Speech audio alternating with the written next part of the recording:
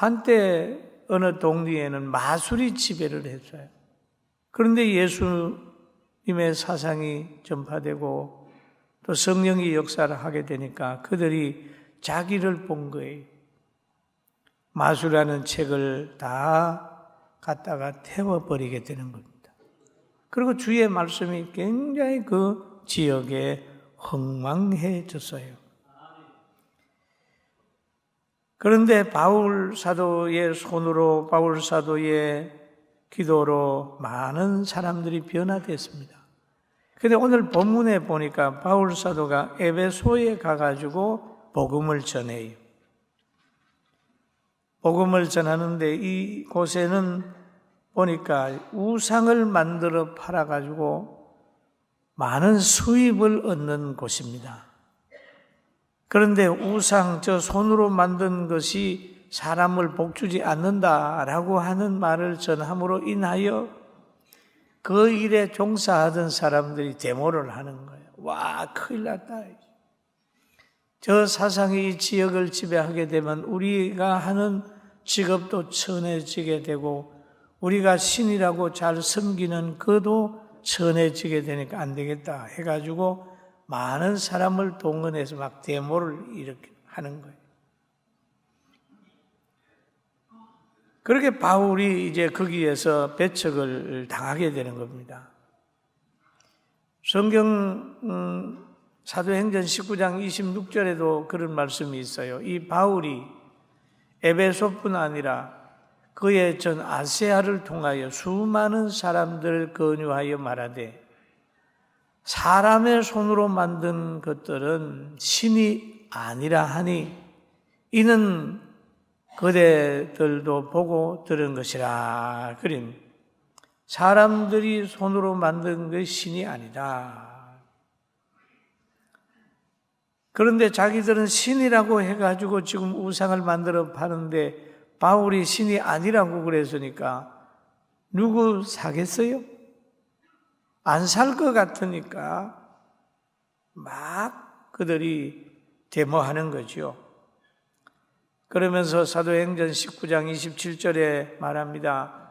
우리의 이 영업이 천하여질 위험이 있을 뿐 아니라 큰 여신 아데미의 신전도 무시당하게 되고 온 아시아와 천하가 위하는 그의 위엄도 떨어질까 하노라 하더라. 그러면 배척하는 이유가 뭐냐? 영업이 천하여질까 봐, 또 아데미의 신전도 무시당할까 봐 그렇게 바울 사도를 배척을 합니다. 진리를 배척을 하는 거예요. 그런데 이 뒤에서 이 사람들이 막 군중을 흥분시키는 거예요. 그래 군중은 뒤에서 누가 조종을 하면은 그냥 아무 생각 없이 따라가는 사람이 많이 있단 말이에요. 사도행전 19장 32절에 보면 그런 말이 있어요. 사람들이 외쳐 어떤 일은 이런 말을, 어떤 일은 저런 말을 하니 모인 무리가 분란하여 태반이나 어찌하여 모였는지 알지 못하더라. 여러분 데모하는데 한번 가보세요. 왜 왔는지 모르는 사람이 있고 어떤 사람은 이 말을 하고 어떤 사람은 저 말을 하고 해가지고 막 혼돈이 되는. 오늘 이 지금 에베소에서 일어났던 데모가 바로 그런 것이에요. 태반이나 어찌하여 모였는지 알지 못한다. 사랑하는 성도 여러분, 우리는 무슨 일을 하고 결정할 때에 선동자에 의해서 선동되지 말고 진리를 분별하고 명철한 자가 되기를 주님의 이름으로 축원합니다. 그래서 그 당시에 서기장이 무리들에게 말하는 거죠. 여러분 경솔하게 하지 마세요. 이 서기장은 군중 뒤에서 조종하는 사람들을 알았습니다. 왜 배쳐가는지도 알았습니다. 여러분, 우리는 이 데모를 통하여 보면서 우리 사회도 한번 이런 시각에서 들여다봐야 될 분별력이 필요한 거예요. 굉장히 중요한 거예요. 그 무리가 소동을 하는데 서기장은 소동하는 이유를 알았어요. 그러나 거기에 와서 소리 지르는 사람은 왜 왔는지도 모르고 와서 소리 지르는 거예요. 선동자 무리에 의해서 충동을 당해가지고 바울을 지금 상당히 어렵게 만드는 거예요. 그럴 때 서기장이 그런 말을 하지요.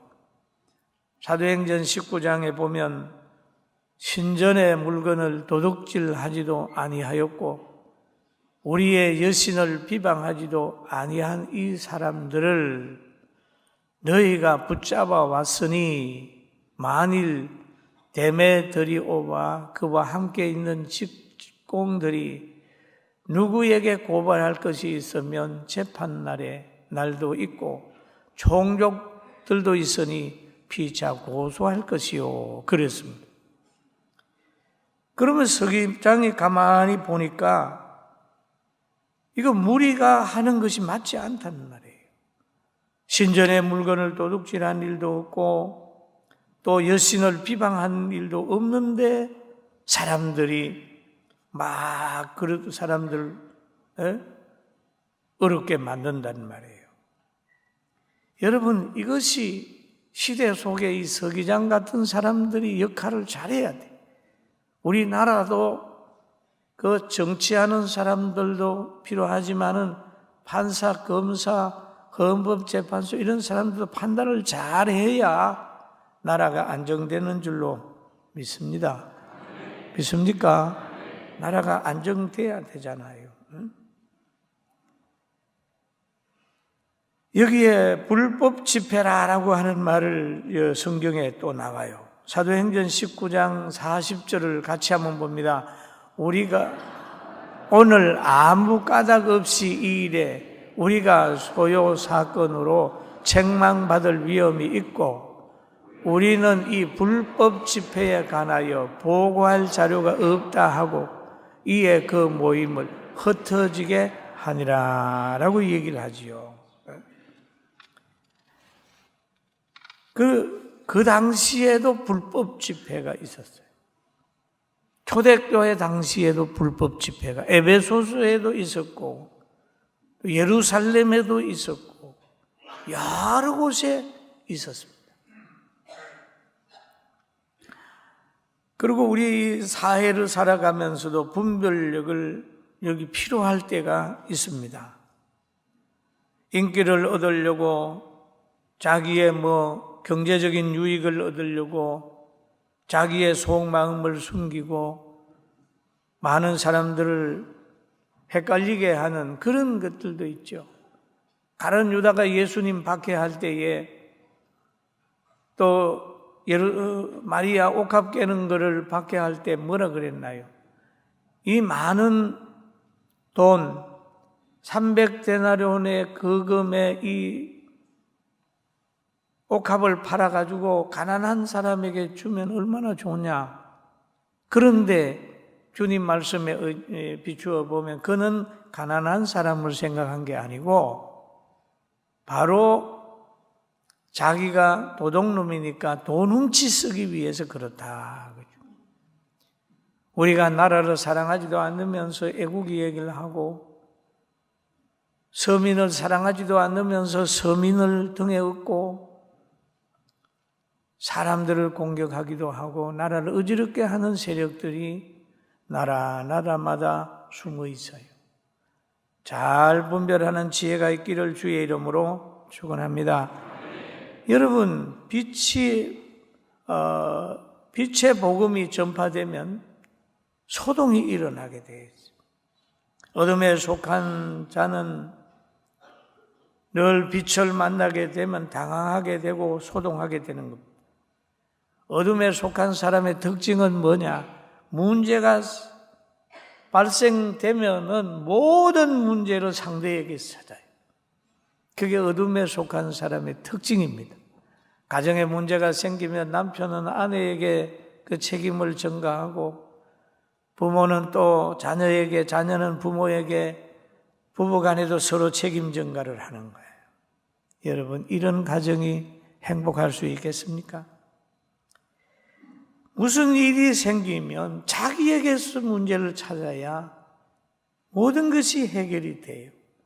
자기에게 문제를 찾아야 해결하게 되고, 자기에게 문제를 찾아야 미래가 보이는 거예요. 할렐루야.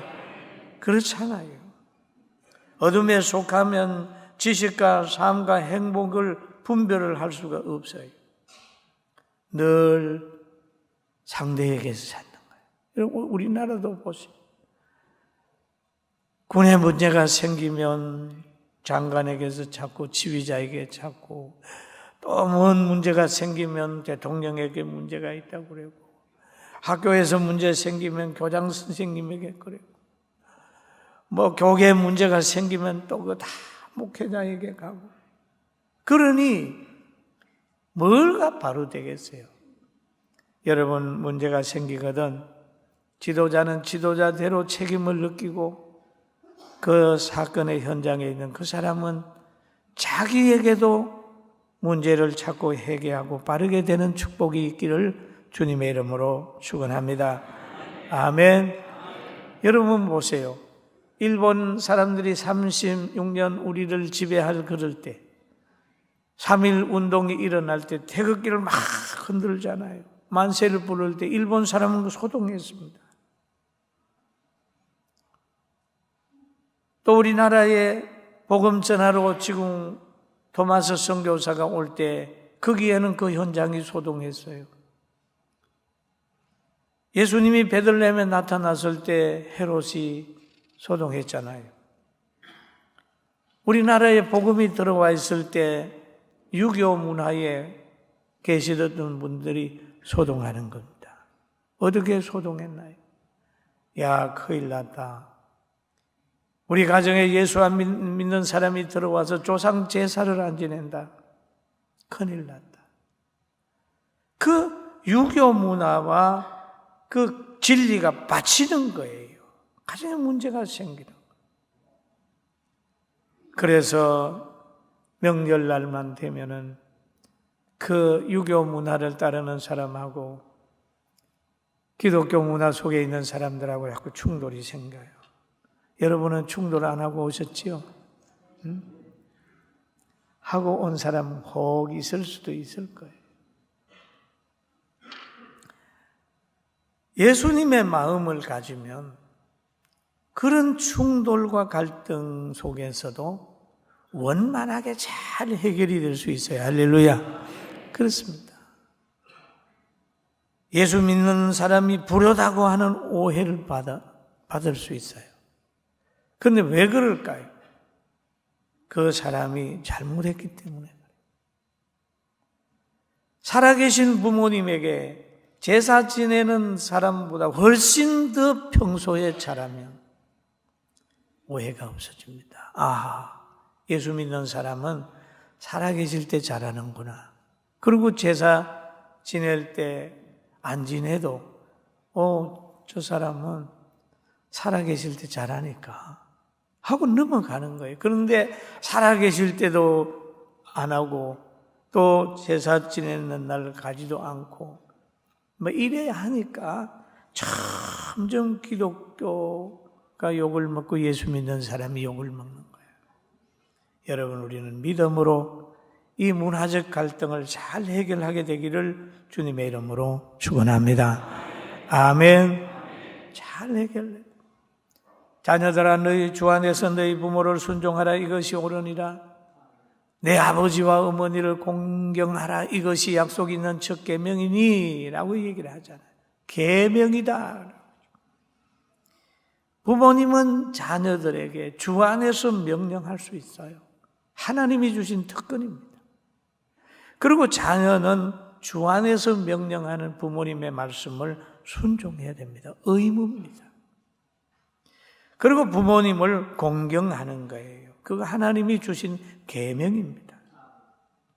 여러분, 이렇게 된다면 가정이 얼마나 아름답게 되겠어요? 그런데 이 복음이 가정이나 개인에게 갔을 때 거기에 소동이 일어나는 것은 복음과 대적이 되는 이질적 부분이 있다는 거지요. 여러분 말씀을 듣다가 콱 부딪힐 때가 있잖아요. 그 왜 그러냐 하면 저의 신앙관하고 안 맞다는 거다. 그럴 때 두 가지거든요. 이 신앙관이 하나님 말씀에 근거해서 나오는 것에 여러분 안 맞으면 여러분의 것을 고집하지 말고 포기하고 하나님 말씀 받아들여 보세요. 그러면 평안이 있습니다. 아멘, 아멘, 평안이 있어요. 그거 고집하다가 보면 교회 나오다가 안 나오는 거예요. 그리고 또 여기에 보니까 소동하는 사람들의 소동하는 이유가 뭐냐 이죠. 나라를 위해서 공의를 위한 것이 아니었다는 거죠. 여기에 보면 자기들의 물질과 명예와 돈 때문에 바울 사도를 배척하고 있다는 거예요. 이 주동자들이 누구냐 하면 바로 우상을 만드는 직공들이었다는 거예요. 공의가 아닙니다. 그러니까 그 땅의 에베소에서는 바울이 나타난 것은 엄청난 축복입니다. 그런데 이 물질에 붙들려 있는 이들로 인하여 진리가 그 지역에서 배척을 당하는 그런 상황이 이르게 되는 거죠. 사랑하는 성도 여러분, 우리는 힘들고 어려워도 이 지역에 또 여러분의 가정에 복음이 들어오는 그 자체를 기뻐하면서 받아들이게 되기를 주님의 이름으로 축원합니다. 여기에 성경에 보면 사도행전 16장에도 이런 말이 있습니다. 19절 같이 한번 읽어볼까요? 여종의 주인들은 자기의 수입의 소망이 끊어진 것을 보고 바울과 실라를 붙잡아 장터로 관리들에게 끌어다가, 여기에도 보면은 바울을 감옥에 집어넣는데 그것도 공의가 아니고 자기들의 수입이 끊어진 것을 보고, 바울이 지금 그 여자를 붙들고 일하는 귀신을 쫓아냈어요. 그럼 그 여자에게는 엄청난 축복이거든요. 원래 악령이 들어가면 물에도 넘어지게 주고 불에도 넘어지게 하고 굉장히 괴롭습니다. 그에게 진정한 자유를 줬는데 그것보다는 자기의 수입이 끊어진 것을 싫어해가지고 바울 사도를 감옥에 집어넣는 그런 일을 했지 않습니까? 여러분, 우리가 일어나는 모든 것들이 과연 공인가? 나라의 유익이 있는가? 모두의 행복이 되는가? 라는 걸 생각해서 고도의 분별력을 가지게 되기를 주님의 이름으로 축원합니다. 그리고 이제 우리는 무슨 사건을 볼 때마다 성경을 보면서 분별력을 가져야 합니다. 그리고 세상에 있는 모든 사람들은 보면은 하나님을 싫어해요. 예수님의 이름을 싫어해요. 왜? 공중의 권세 잡은 악의 세력 안에 있기 때문에 자꾸 진리를 싫어하는 거예요. 교회가 부흥되는 것도 싫어하고 영혼 구원되는 것도 싫어하고 교회가 칭찬을 받는 것도 싫어하고 그런 거예요. 그게 세상에 있는 악의 영들이 가지고 있는 그 본성이 그런 겁니다. 그리고 뭐를 또 하게 되면은 종교 냄새가 난다 그러잖아요. 복지를 하면 종교 냄새가 난다. 여러분, 소금 없이 짠만 내라고 그럽니까? 신앙심이 없이 신앙인의 삶을 차라라고 그러겠어요? 우리가 복지하잖아요, 복지. 성민은 합니다. 성민은 정신이 아가페 정신, 예수님의 정신이, 할렐루야. 예수님의 정신인데 예수님 안 나타내고 하라는 거예요. 여러분 생각해요. 아니, 소금 없이 어떻게 짠맛이 나오냐? 예수님의 이름 없이 어떻게 귀신이 쫓겨나가고 예수님의 역사가 없이 어떻게 환경을 바꿀 수 있느냐?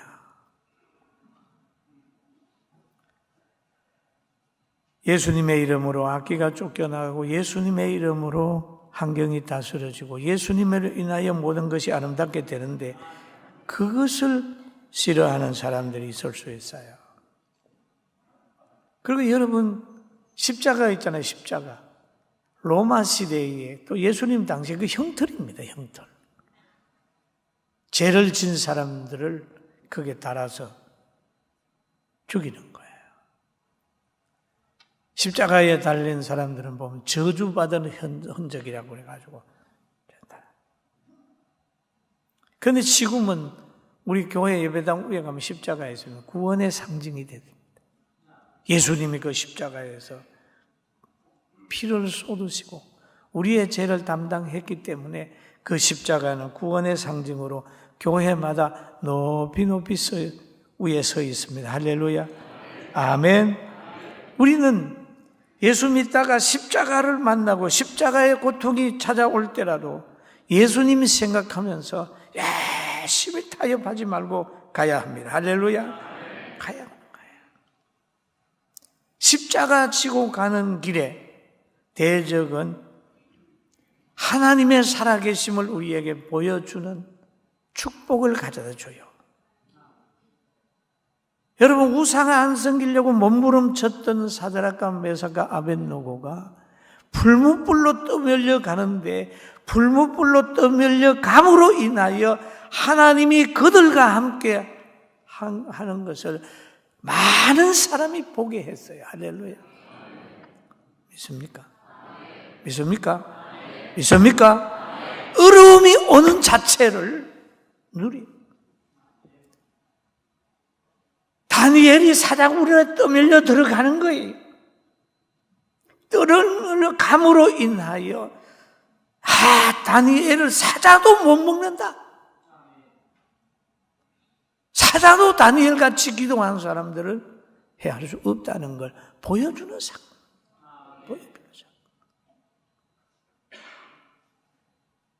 또 바다에 막 풍랑이 일어나잖아요. 풍랑이 일어나요. 그 풍랑이 일어남으로 인하여 예수님의 존재가 제자들에게 알려지는 거예요. 바람과 바다야 잠잠하라. 그러니까 잠잠했어요. 예수님의 제자들이 이분이 누구이길래 바람과 바다도 잔잔하는가? 여러분에게도 또는 저에게도 이런 풍랑이 올 수가 있고 억울한 일 당할 수가 있고 질병이 올 수가 있고 올 수 있어요. 그럴 때 주님의 살아계심을 체험하는 기회가 된 줄 알고 자선하지 말고 말씀을 붙들고 나가시기를 주의 이름으로 축원합니다. 아멘. 어려움이 와야 그때 하나님이 함께하는 모습을 느껴요. 여러분 어린 아기가요 엄마 옆에서 갈 때는 몰라요. 그러나 위험한 일을 당할 때 그때 자기는 잊어버리고 가지만 엄마만 보고 있어요. 확 붙들든지 물을 건넬 때 어머니가 같이 가고 부모님 같이 간 걸 알고 넘어져 보면 아는 거예요. 넘어져 보면 알아요. 하나님이 우리 대한민국과 함께하고 우리 모두와 함께하고 여러분과 함께한다는 사실을 깨닫게 되길 주의 이름으로 축원합니다. 어려워 보면 아는 거예요. 그리고 예수님 때도 보면은 복음이 전파되면 복음과 율법의 갈등이 있었지요. 예수님 때 또 한국에서는 기독교와 유교의 갈등이 있잖아요. 갈등이 있을 수 있어요. 불신자와 또 공산주의자들과 무신론자와 또 우리는 갈등하기도 합니다. 에베소에서는 아데미와 복음의 갈등이 있어가지고 지금 막 데모하고 그래요. 여러분 어떤 갈등이 있다 할지라도 믿음으로 그 환경을 이겨나가게 되길 주의 이름으로 축원합니다. 할렐루야. 그리고 여기에 바울 사도가 그런 말을 하죠. 손으로 만든 건 신이 아니다. 복 줄 수 없다. 그랬죠. 그 말을 들은 직공과 그게 주인이 무리들을 선동해가지고 막 데모를 하죠. 그러니까 거기에 서기장이 그걸 가만히 들여다보는 거예요. 들여다보고 하는 말이 우리는 이 불법 집회에 관하여 보고할 자료가 없다라고 하는 표현을 씁니다. 그런데 그때만 불법 집회가 있은 게 아니라 예수님 때에도 불법 집회가 있었어요. 예수님을 재판할 때에 빌라도 법정에 모인 사람들이 그랬어요. 예수님을 십자가에 못 박아라라고 얘기를 했어요. 바나바는 살인자 바나바를 놓아주고 예수님을 십자가에 못 박아라고 해요. 소크라테스 때도 그랬잖아요. 여러분 집회할 때도 가만히 가보세요. 전혀 아닌 집회가 막 끌어오를 때가 있어요. 우리나라는 어떨까요? 우리나라도 역사 속에 거짓이 엄청나게 많은 사람을 동원해가지고 한 번 나라를 뒤흔드는 게 있습니다. 막 소고기 먹으면 다 정신병자 되는 것처럼 해가지고 막 젊은 사람들이 펄펄 뛰고 막 하는 걸 보았어요. 그 알고 봤더니 나중에 가면 그 거짓말이다. 여러분 분별력을 가지고 진리 안에서 승리하며 갑시다. 아멘. 정의감과 순수함이 바른 가치관과 진리를 가지지 아니하면 잘못되게 사용될 수 있다는 것을 우리 늘 깨달아야 됩니다. 우리는 허탄한 모임, 경솔한 집회, 까닭 없는 박해의 대열에 속지 말고 하나님의 명령을 따라요. 죄는 미워하되 죄인은 사랑하고 또 박해와 소동이 일어나도 하나님의 뜻대로 양보하지 말고 생명운동에 가는 거예요. 과거에 어떤 교회에 중직 한 분이 있었습니다. 집회를 갔던 교회인데 그 목회자가 아주 열정으로 목회를 했어요. 그래가지고 막 교회가 터져나가는 거예요. 그래서 어느 날 저보고 와서 재직 세미나를 해달라고 그래서 재직 세미나를 하고 왔는데 그 가운데 상당한 직분자 한 분이 죽기 살기로 예배당 짓는 걸 방해라. 안 됩니다.